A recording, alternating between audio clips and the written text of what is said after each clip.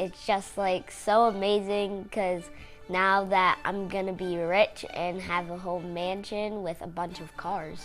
It is safe to say life is good for 10-year-old Nyla Johnson. The fifth grader from Rochester just inked a book distribution deal with Meijer stores across the country. The day before the first day of kindergarten. It's a talent that runs in the family. Her mom, Tanisha, has actually been in the ghostwriting and publishing business for years. You never know when you're going to strike gold, and so this was the one. The book, Nyla's First Day of Kindergarten, tells the tale of a young girl as she transitions from daycare to full-time school, something that can be pretty nerve-wracking for both kids and adults. It's about my first day of kindergarten, and I wrote it because whenever like kindergarteners feel scared into going into kindergarten, they can read this book and then they'll feel not scared anymore. Nyla actually wrote the book when she was just 7. Sensing a hit, her mom decided to get it illustrated and then published it, something that took a little longer than expected. Nyla was probably one of my toughest clients. And I work with clients from all over the world, but I work with a lot of adults. So Nyla was very picky. Now Nyla's first day of kindergarten is selling out at Meijer stores everywhere. It was flying off the shelves so quickly that Tanisha actually had to drive to Dayton, Ohio to find a copy. I ran to the book section, saw how many were left. There were 2 left. I took a picture of them, took a video of them. Yes, so I'm like running through the aisles like, this is my daughter's book. Honestly, I just think above the brain, and I just start writing whatever comes to mind. Nyla's mom is incredibly proud of the 5th grader's success, but she's also excited.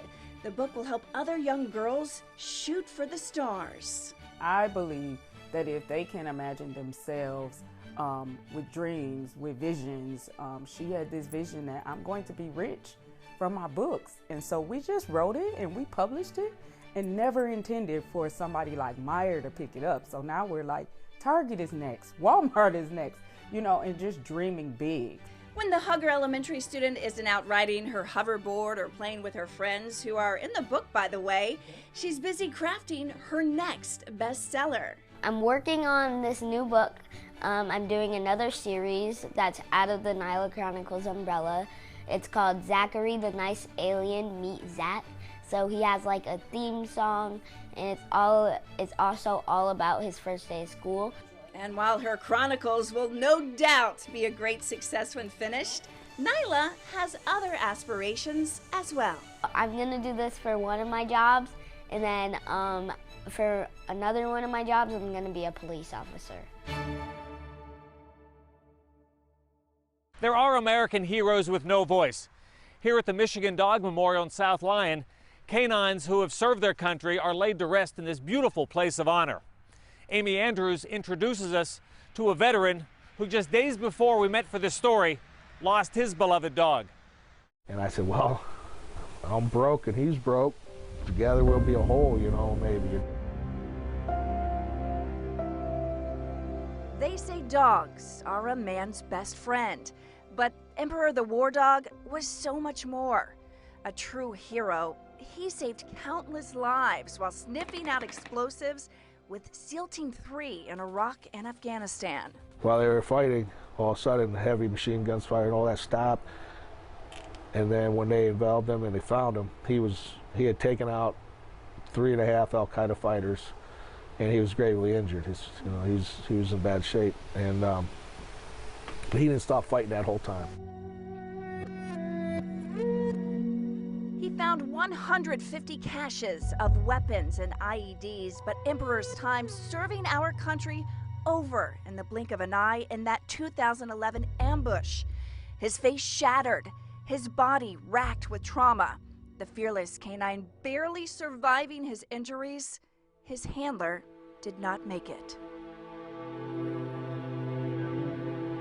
Around that same time, Laszlo Saleh was also serving our country in extremely dangerous destinations overseas with the Marine Corps and the CIA. It gave me a sense of accomplishment and I made some of the best friends in my life there, you know, and we saw a lot of loss, you know, and stuff like that, and it made me appreciate America and my freedoms a whole lot more. The first-generation American with Hungarian freedom fighter parents fighting for our freedom for 18 years before returning home and becoming a teacher at Hell High School. While their paths never crossed on the battlefield, their lives would soon entwine in a remarkable way. Well, I passed away on that road that day, and I talk about it. I seen an angel, and I wasn't going to a good place. You know, people say you see the light and all that, and no, I was in darkness, but I was given an opportunity to come back. Shortly after Laszlo came home from overseas, he was involved in a devastating motorcycle accident, leaving him with severe injuries. He was diagnosed with a traumatic brain injury, seizure disorder, as well as PTSD from his time in combat. Laszlo eventually seeking a service dog to help ease his severe physical and mental pain. That's when he met Emperor. The Bronze Star and Purple Heart recipient had been miraculously rehabbed and repurposed as a registered service dog. I just told him, you know, if you come with me, you know, just like we told ourselves every time we went outside the wire, my partners and I and my brothers, and we'll lay our lives down for each other till our last day, you know. And he got up, walked over and laid down and put his head in my lap. And right then we knew it. We ain't been apart since that day, you know, until yesterday. From that point on, the two were inseparable. Emperor immediately recognizing when Laszlo's seizures were about to happen and alerting him. He also helped ease his social anxiety and depression. Everywhere we went, people just came to him. It was like he was a magnet. God had given me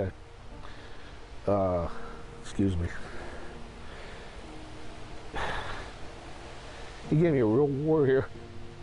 The pair would go on to bring light to the lives of others suffering from physical and mental health issues, appearing at veterans events, schools, and simply greeting others in the local restaurants. But I believe God reached down and put something special in him, and he brought a lot of comfort and a lot of joy to lots and lots of people.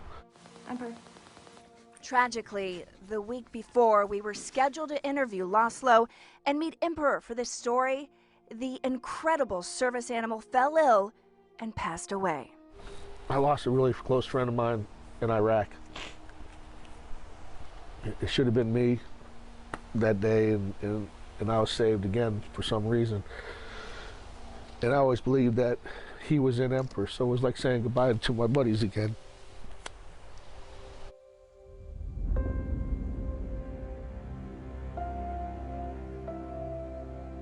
Emperor will now be laid to rest at the War Dog Memorial in South Lyon. He'll be buried by a tree he used to lie under while comforting those mourning the loss of their own canines. He's home now. He's with his handler. He's with other warriors that have gone, that he had saved, and he'll be there waiting for me one day. The socks I had matted into my flesh, and, I had lice all over my body. On any given night, there are roughly 18,000 homeless people in Detroit. Pastor Carl Riggins used to be one of them. You had to keep, cardboard inside your pants and newspaper inside your clothes to keep warm, Carl's early years were filled with crime, drugs, and eventually prison. When he got out, a bad marriage pushed him onto the streets of one of America's most dangerous cities. Some of my darkest moments is when you wake up one night and the guy stands over you with a 2x4. 3 years into Carl's nightmare, he ran into a man who told him about a place where he could get a meal without having to dig through a trash can. I don't know if that was just an angel from God who probably sent him my way, and to get me off the street, to save my life. On that day, 25 years ago, Carl visited the Detroit Rescue Mission for the very first time. It was there he experienced a spiritual breakthrough.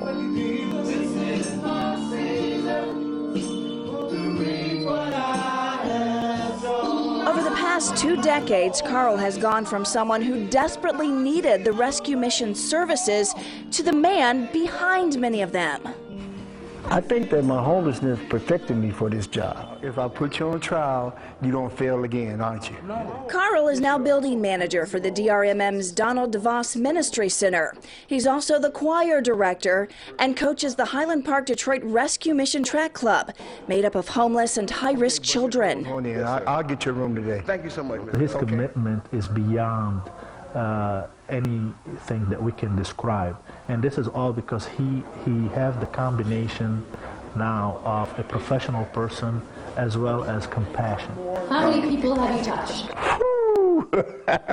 Well, I'll put it like this. It's been over 10,000. Hey, listen, I'm going to get with you today. Okay? From homeless to hope giver, Pastor Carl Riggins has walked a mile in the shoes of the people whose lives he helps turn around, and he's living proof that everyone can make a difference. I recognize that a homeless person is still a human being, and all they need is to be embraced in love and have shown genuine concern about their needs.